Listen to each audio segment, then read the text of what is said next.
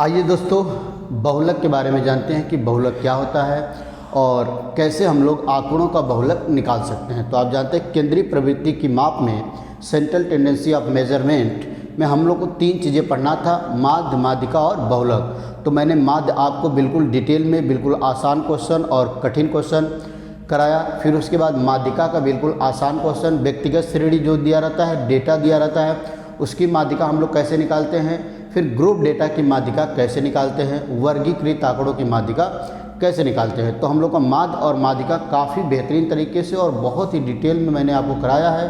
तो जो स्टूडेंट आज इस वीडियो को पहली बार देख रहे हैं, मैं उनसे फिर कहूँगा वो सांख्यिकी अगर सीखना है आपको तो सांख्यिकी का फर्स्ट लेक्चर पहली क्लास से, इसके पहले लगभग 4-5 क्लास हो चुका है, तो पहले क्लास से आप एक एक वीडियो आराम से देखिए।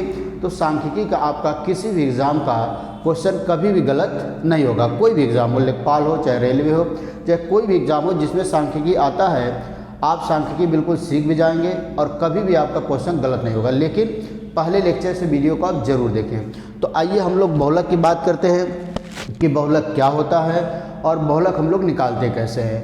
तो बहुलक क्या होता है, जो आंकड़े रहते हैं, देखिए दिए गए आंकड़ों में दिए गए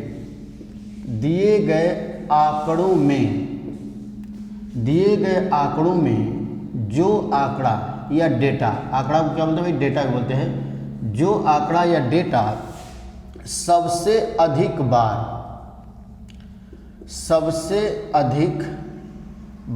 आता है, वह उन आंकड़ों का बहुलक कहलाता है या माड कहलाता है। बिल्कुल आसान सा डिफिनीशन है, बहुलक कहलाता है या माड कहलाता है। जो आंकड़े आपके पास दिए रहेंगे उसमें जो आंकड़ा सबसे अधिक बार आएगा, जो आंकड़ा सबसे, आप देख रहे हैं कि कई बार बहुत आंकड़े रिपीट होते हैं, तो उसमें जो आंकड़ा सबसे अधिक बार आएगा वही उस पूरे ग्रुप का या पूरे डेटा का क्या होगा, बहुलक होगा। जैसे एग्जांपल आप समझिए, जैसे मान लीजिए कोई टेस्ट हुआ जिसमें 10 बच्चों का टेस्ट हुआ, 10 बच्चों का टेस्ट हुआ, 20 नंबर का टेस्ट हुआ, मार्क्स, टोटल मार्क्स कितना है, टोटल मार्क्स हम लोग मान लेते हैं 20। अब इसमें 10 बच्चों का टेस्ट हुआ तो 10 बच्चे देखिए नंबर पा रहे हैं। मान लीजिए पहला बच्चा पा गया 15, फिर कोई पा गया 18, फिर कोई पा गया 12, फिर कोई पा गया 15, फिर कोई पा गया 12, 19, 15, 17, फिर कोई पा गया मान लीजिए 18, फिर कोई पा गया 15, फिर कोई पा गया 13। कितने हो गए, 1 2 3 4 5 6 7 8 9 10 11, तो 10 ही लेते हैं। तो 10 बच्चों का ये 20 नंबर में से 10 बच्चे जो नंबर पाए हैं वो मार्क्स है। तो आप देखिए पहला बच्चा, एक बच्चा 15 पाया, एक बच्चा 18 पाया, एक बच्चा 12 पाया, फिर एक बच्चा 15 पा गया है, एक बच्चा फिर 12 पा गया, फिर एक बच्चा 19 पा गया, फिर एक बच्चा 15 पा गया, फिर एक बच्चा 17 पा गया, फिर एक बच्चा 18 पा गया और फिर एक बच्चा 12 पा गया। तो अब देख रहे हैं, आपको देखने से पता चल रहा है कि कौन सा मार्क्स है जो सबसे ज़्यादा स्टूडेंट पाए हैं। तो अगर 12 की बात किया जाए, 12 की, तो 12 कितने लोग पाए, 1 2 बार आ गया है। 12 कितनी बार आया है, 2 स्टूडेंट 12 नंबर पाए हैं। 12 के बाद बात कर लिया जब भाई 15 की, तो 15 देखिए कितनी बार है, 1 2 3 4। इसका मतलब 15 कितने स्टूडेंट पाए हैं दोस्तों, 4 स्टूडेंटों ने। फिर 15 के बाद 17 की बात किया जाए तो 17 केवल 1 बार आया है, 17 केवल 1 बार आया है। फिर 18 की बात किया जाए तो 18 कितनी बार आ गया दोस्तों, 2 बार आ गया है। फिर उसके बाद 18 के बाद 19 कितनी बार आया है, 1 बार आया है, 1 बार आया। तो आप देख रहे हैं सबसे अधिक बार कौन सा नंबर आया है, 15 आया है। तो 15 ही इन आंकड़ों की बहुलक होगा, 15 ही क्या होगा, माड होगा, मतलब बहुलक हो जाएगा। 15 इस दिए गए डेटा का क्या होगा, माड होगा। आप समझ पा रहे हैं, बिल्कुल आसान है इसका डिफिनीशन और निकालना बहुत ही आसान है। और आपके लेखपाल के एग्ज़ाम में जो भी क्वेश्चन आएंगे वो बिल्कुल सिंपल आएंगे, यही वाला क्वेश्चन आएंगे। ये डेटा दे देगा, पूछेगा इसकी बहुलक क्या होगी, तो ये बार बार आपको लिखने की ज़रूरत नहीं है। जैसे इसको पढ़ने के बाद ही हम लोग को देखकर पता चल रहा था कि 15 ही सबसे ज़्यादा बार आए। ये तो मैंने आपको तरीका बताया कि आप इस तरह भी, अगर डेटा बड़ा हो आपको कन्फ्यूज़न हो कि कौन सा डेटा आया हुआ है, तो आप एक एक डेटा लिखते हैं। जैसे 12 है तो 12 को कैंसिल करिए, 12 2 बार, फिर अगला 15 लिखिए तो 1 2 3 4, तो 15 4 बार। फिर आपको 18 या कोई भी डेटा लिखना है, जैसे आपको अगला 17 लिखना था तो 17 केवल यहाँ दिख रहा है, 17 कैंसिल 4 बार, फिर 18 1 बार 2 बार कैंसिल, फिर लास्ट में 19 1 बार। तो सारे डेटा खत्म हो गए। खत्म होने के बाद आप देख रहे हैं कि 15 सबसे ज़्यादा बार आया है। दिए गए आंकड़ों में जो डेटा सबसे अधिक बार आ रहा है वही उन डेटा की क्या हो जाएगा, बहुलक हो जाएगा। समझ पा रहे हैं? तो आइए कुछ और क्वेश्चन कराते हैं, कुछ और क्वेश्चन। अच्छा, कभी कभी बहुत बच्चों के मन में कन्फ्यूजन आ गया कि सर अगर 15 जैसे 4 बार आया था, उसी तरह अगर मान लीजिए 12 भी 4 बार आ जाता तो उनका बहुलक हम लोग कैसे निकालेंगे, उनका बहुलक कैसे निकालेंगे। तो सारे क्वेश्चन, सारे जितने भी डाउट आपके हैं वो सारे डाउट आपके मैं आज क्लियर करा दूंगा। तो आइए एक और क्वेश्चन मैं करता हूँ। जैसे एक क्वेश्चन हम लोग का है, दे दिया कि 1 2 3 4 5 6 7 8 9 का बहुलक क्या होगा, बहुलक क्या होगा। अब ये डेटा दे दिया, पूछ लिया कि इसका बहुलक बताइए, इसका बहुलक क्या होगा। तो अब आप देख रहे हैं कि 1 2 3 4 5 6 7 8 9 सभी नंबर एक बार आए हैं, सभी नंबर की फ्रीक्वेंसी क्या है, बराबर है, सभी नंबर की बारंबारता क्या है, बराबर है। तो अब इसमें से आप किसको बहुलक बताएंगे, 1 को बताएंगे कि 2 को बताएंगे, तो 3 को बताएंगे कि 4 को बताएंगे, क्योंकि सभी तो बराबर बार आए हैं। और बहुलक की डेफिनेशन क्या होती है, दिए गए आंकड़ों में जो सबसे ज़्यादा बार, जो सबसे अधिक बार आया है वही क्या हो जाता है, उस डेटा की बहुलक हो जाता है। तो इन आंकड़ों की अगर बहुलक की बात किया जाए तो आप बोलेंगे इसका कोई बहुलक नहीं है, कोई बहुलक नहीं है, कोई बहुलक नहीं है। समझ पा रहे हैं, कोई बहुलक नहीं है।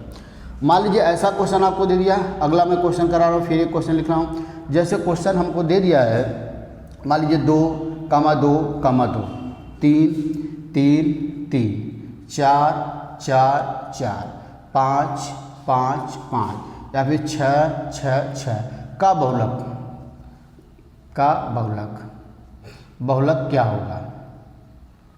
सपोज करिए ऐसा क्वेश्चन दे दिया, इसका बहुलक क्या होगा।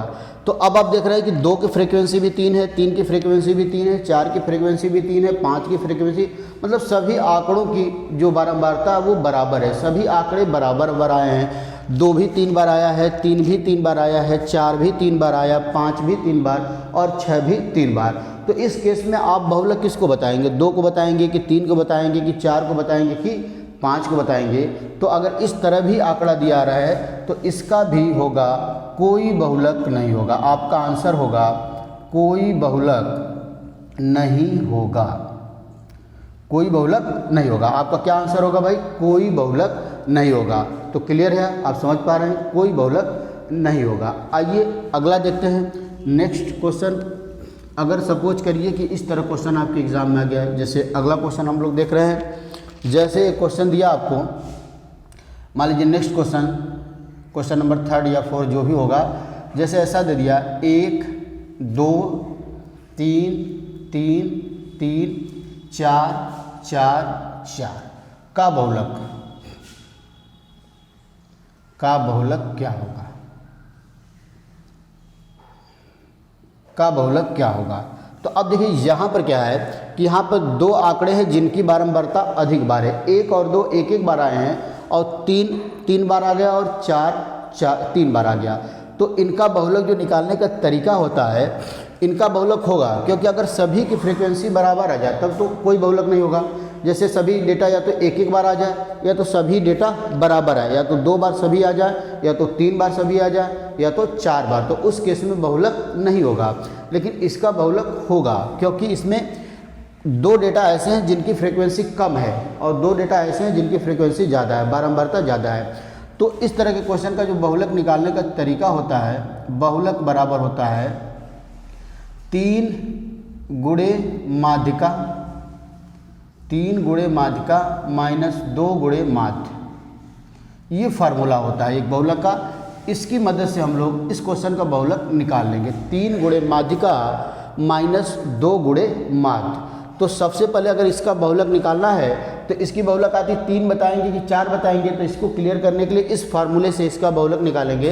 तो माध्यिका क्या होता है भाई, माध्यिका निकालना सब लोग जानते हैं। पहले दिए गए आंकड़ों को आरोही या अवरोही क्रम में लगा देंगे, उसके बाद जो आंकड़ा बिल्कुल बीच में आएगा वही क्या होता है, माध्यिका होता है। तो यहाँ पर काउंट कर लीजिए कितने आंकड़े हैं, 1 2 3 4 5 6 7 8। जैसे 1 2 3 3 3 4 4 4, तो 8 आंकड़े हैं। तो 3 इधर से काटेंगे, 3 इधर से, 2 बीच में आ जाएगा। जब 2 बीच में आ जाता है तो माध्यिका बराबर कैसे होता है, 3 + 3, उन दोनों का एवरेज ले लेते हैं, दोनों को जोड़कर आधा कर लेंगे। तो इस आंकड़ों की माध्यिका क्या हो गई, यही हो गई। माध्यिका क्या हो गई, यही हो गई। और माध्य तो आप जान ही रहे हैं, माध्य क्या होता है, सभी आंकड़ों का योग बटा में आंकड़ों की कुल संख्या।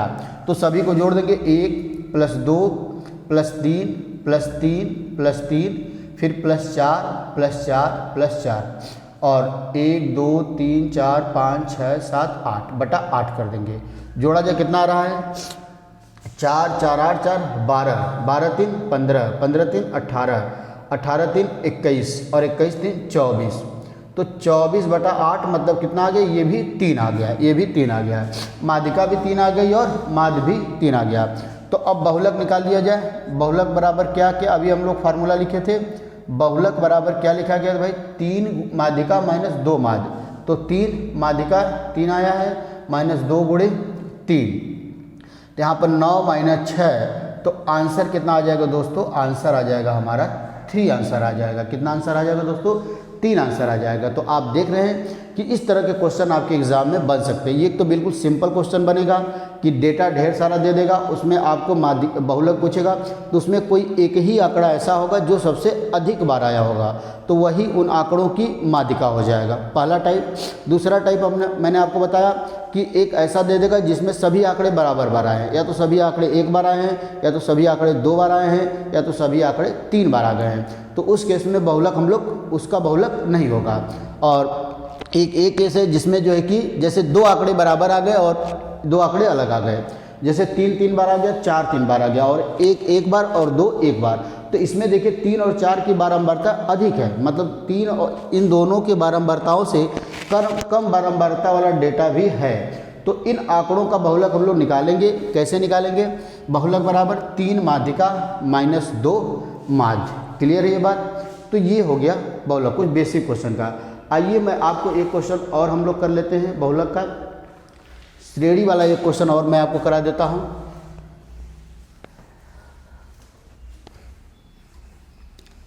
जैसे एक क्वेश्चन दिया हुआ है, दिया निम्न श्रेणी का बहुलक बताइए। दिया है निम्न